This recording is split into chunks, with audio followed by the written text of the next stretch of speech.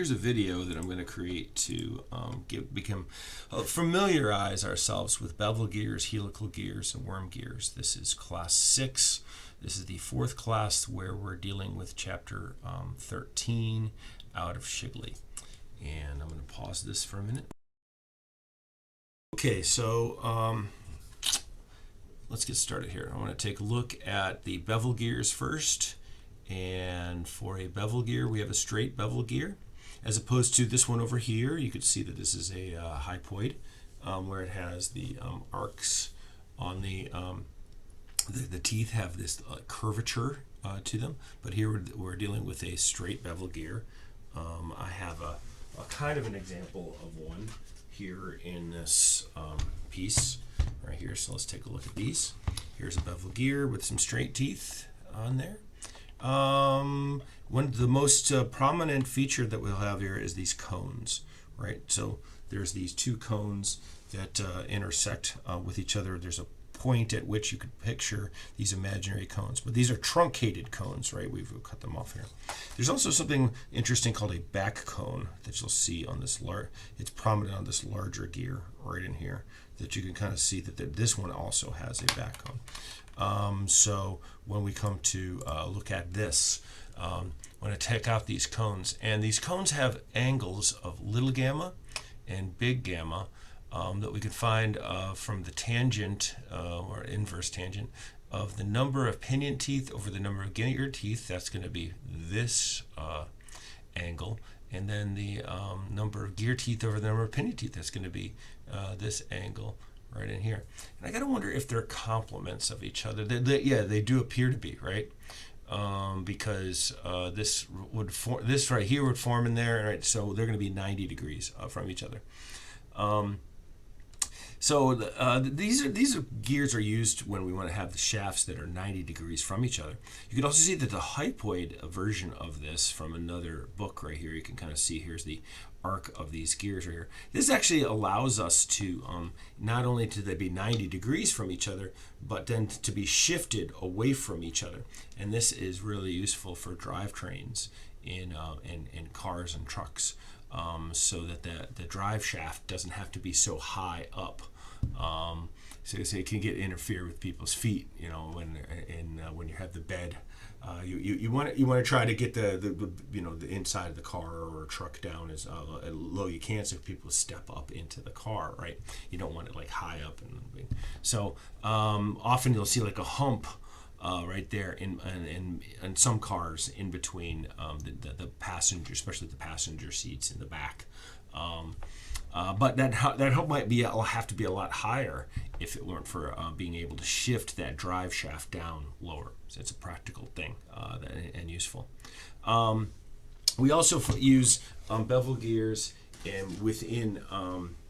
So they're showing it there, but we also have a bevel gear to look at just in the in here, right here, right. So here is another bevel gear, and we can kind of see those cones.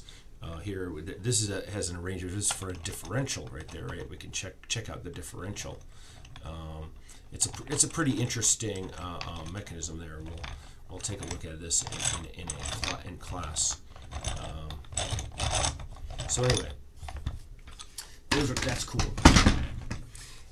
And let's see, things we want to know about bevel gears, right? So I want to, when we want to take a look at a force analysis on the bevel gear, one of the important things that we need to account for is that there's not only going to be a transmitted load, which is like the important one. That's the one that's actually making some torque, right? And so they're making an approximation by taking this average radius to sort of like the average face width of the teeth. And they're saying that transmitted load times that average force is going to be equal to the torque, even though that's a bit of an approximation.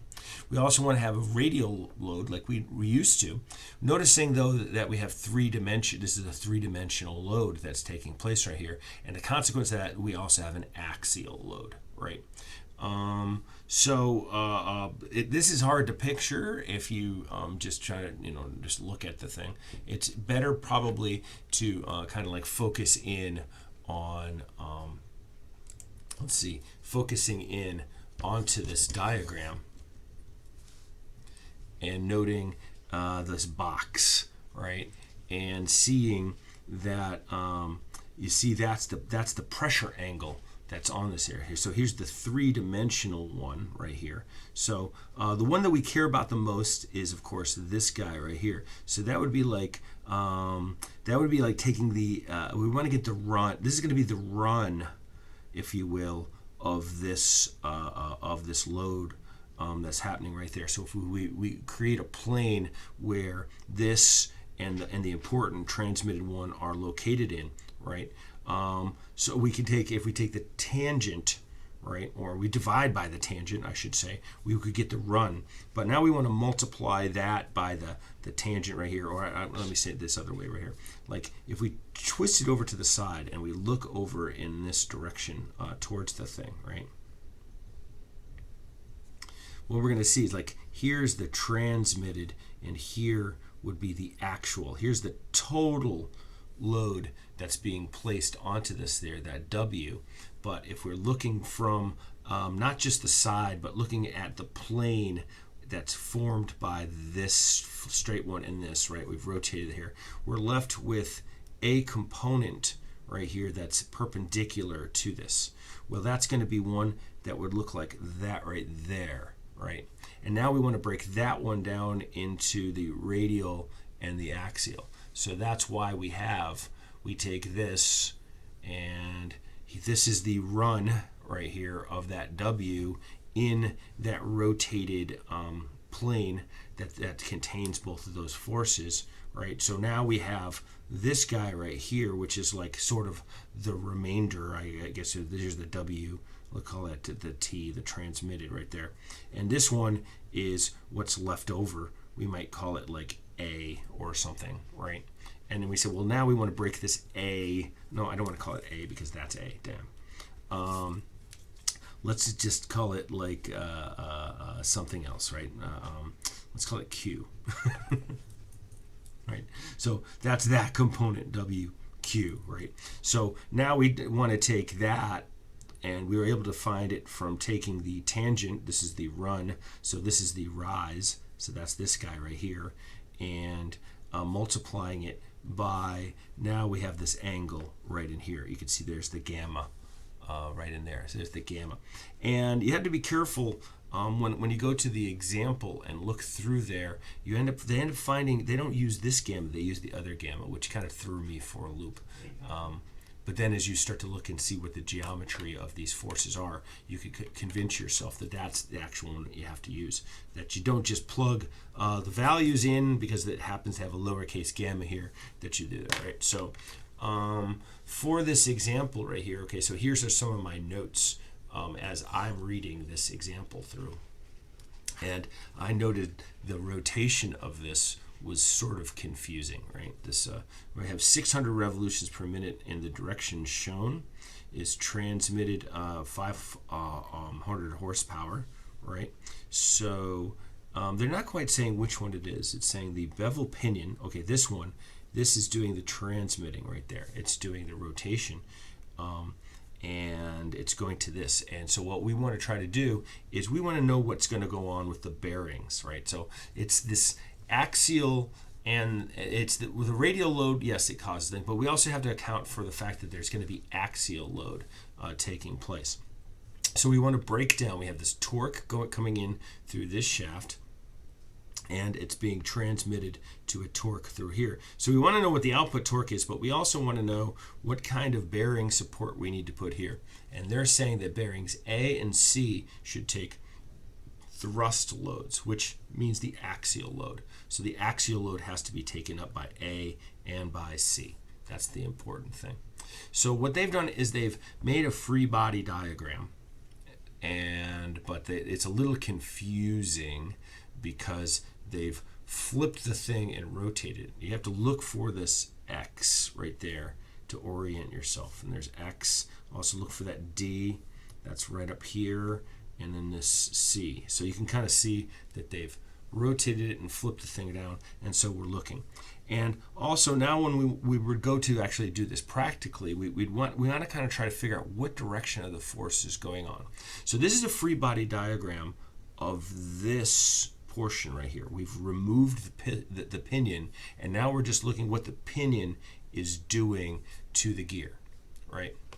And so I also noted that they didn't necessarily give us the geometry that we needed to be able to find that 1.293.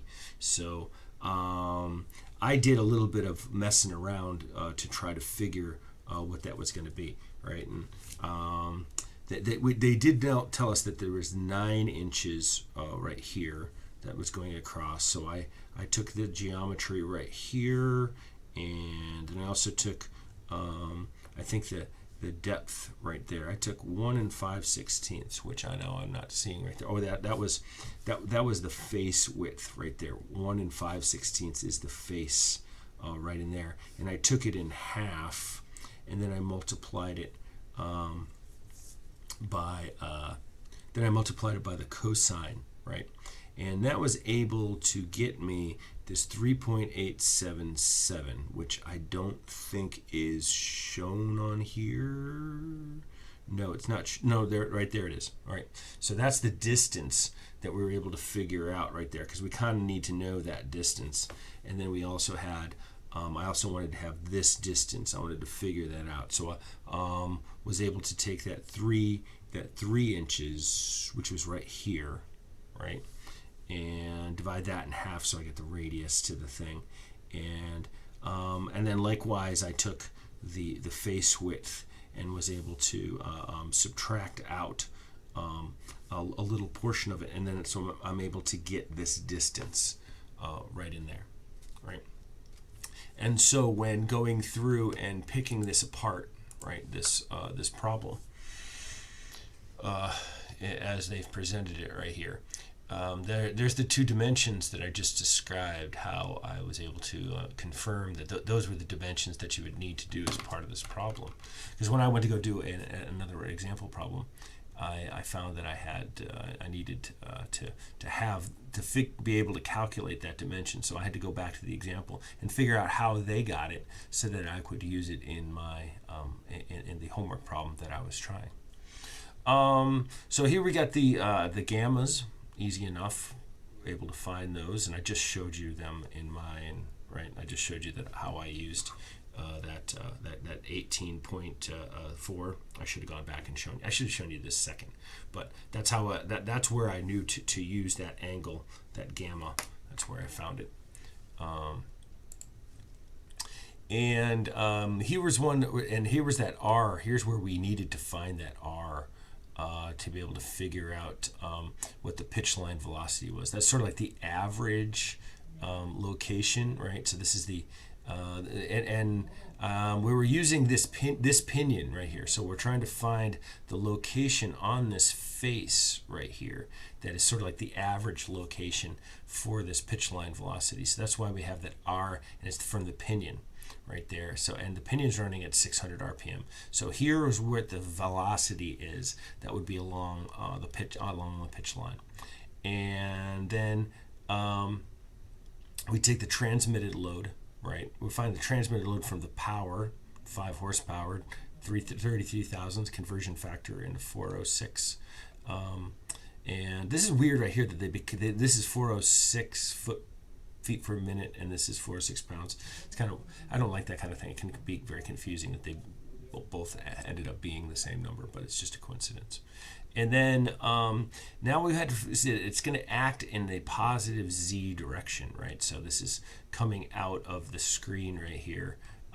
So here's the z direction right here. So it's coming out at us. So when looking at this force right here, I had to kind of convince myself that it had to be coming at me. Well, if you take a look at the direction of this right here, that pinion is pushing towards us in this figure right here. So yes, that WT is coming up. Trying to remember. Okay, so we got to recall what we had said about this force right here. We want to draw a box maybe, and try to convince ourselves which angle we're going to use, because this one's using gamma right here, but if you notice down here, when they come into here, they use capital gamma, right? So they're using lowercase gamma in the other one, and it says, is that the right gamma to use? So I had to like try to convince myself that that was the correct gamma to use. Well, so the method that I did right here was to actually draw this in my book, right? So I made like little light pencil sketches in my book to try to convince myself that this was going to be the right gamma. So let me see right down here. Let's go right into here, right? This is maybe too close. So here is the pressure angle that's happening onto here. So I made my box, my three-dimensional box, and I found here's the actual load going from that corner to that point. That's the actual full amount of force that's being on the face of these gears right here. And so the one that, and I show it up here right there, where here is now, this is the view that we would have from this side right there. That would be the view, right? And so it's coming down right in there. So what we want to do is, when we use this equation right here, when we go over to use this equation in the book, remember that we have to have the cosine is going to be the radial, right? So it's going to be the adjacent side. That's the angle that we care about. So it is definitely going to be this angle right in there. And so that we can convince ourselves up here, if this horizontal, that has to be capital gamma. Right up in here would be lowercase gamma, but once again, we're using the cosine. So right there, that's how we figure out that we have to use that angle. And that's not an easy thing to figure out based on the way that the book presents this thing, right? They just show them plug in a number in, and you could be the kind of engineer that's just going to go in and say, well, I just used that number because they said to. I went through the, I saw this equation, and I went ahead and I just used little gamma. But then I looked at the solution, the example, and they used capital gamma. Like, which one should I use? Well, you got to think your way through the thing and make a box, right? Construct a box.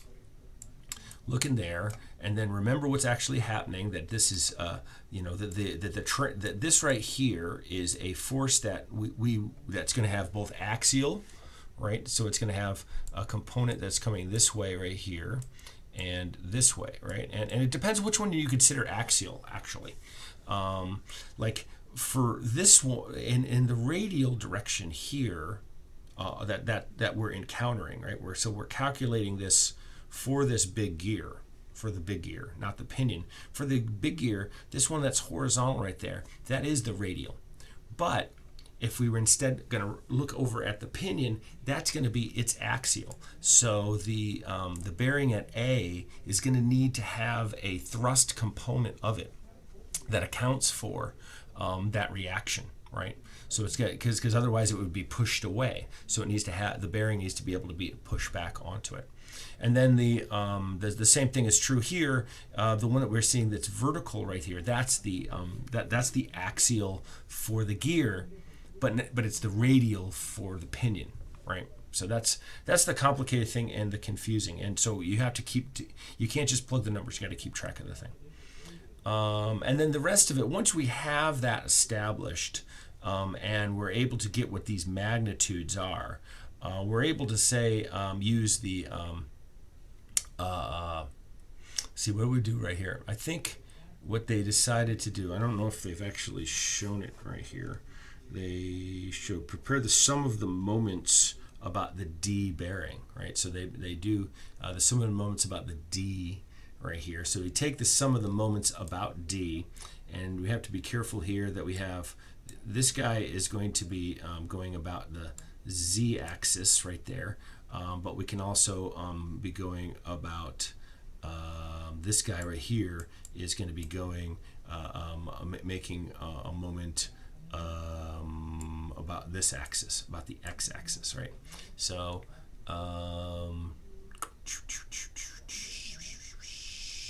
So, and they're skipping steps like crazy as part of this right here. This actually, I think actually this R for them. Oh, this R is the position vector. Okay, so they're creating the position vector of G with respect to D. That's what they're doing. I wish they would write this like the Beer Johnston writes in here, but I would say if we were writing it this was going to be G with respect to D. Yeah, that's how I would write that. And then the same thing over here, they do C with respect to D, so that would be R, C with respect to D.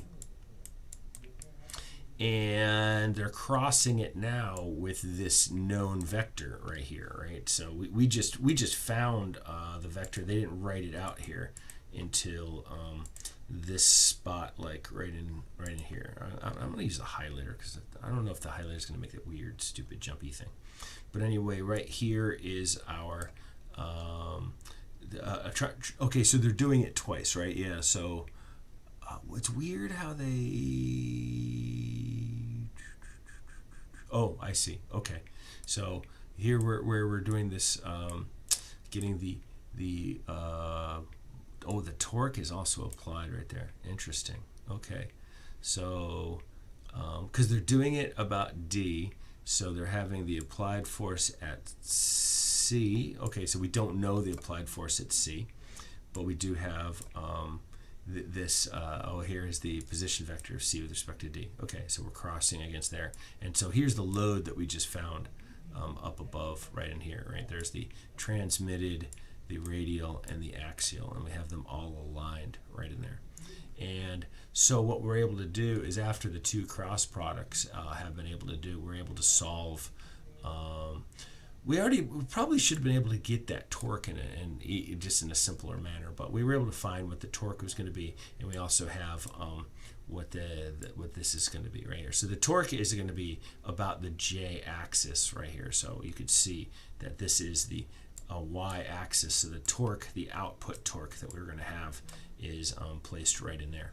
So that's the method that we have. And then we also want to have the sum of the forces, right? So once we know the components of this F right here, and oh, and by the way, we don't know this component yet, do we? That in the Y direction, because we can only get them in here. Yeah, I think that's true. Yeah.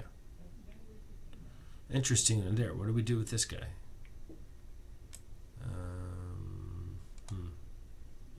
Yeah, I guess there's. Yeah, you can't find the Y component. Yeah, all right. So then we're able to. Yeah, and here's one that we still don't know what it is. So we're able to find the FC from here. First, we see that that's in there. Okay, yep. And then we're able to get the FD. All right, so that's it's a long example right there. But that's the bevel gear from the book, its example. I have a separate one. I don't know if it's worth doing. I worked it out, and I wanted to include it in the class, but this is already a really long video, which is going to make for a very long class. Once again, I'm not assigning a problem with it, at least not this semester of spring 2021. But it is something I wanted to try to get capture as a video. So, ta-da.